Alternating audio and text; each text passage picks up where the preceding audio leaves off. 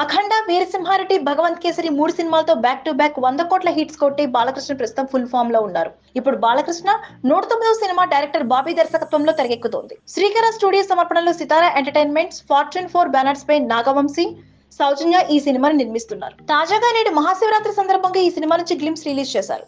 ఈ గ్లిమ్స్ లో అగ్నిలావాల పొంగుతున్నట్టు చూపించి బాలయ్యబాబు ఎంట్రీ ఇచ్చాడు.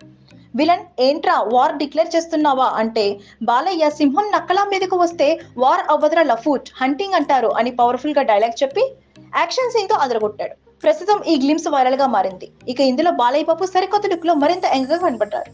ఇటీవల శరవేగంగా షూటింగ్ జరిగిన ఈ సినిమా ప్రస్తుతం బ్రేక్ తీసుకుంది.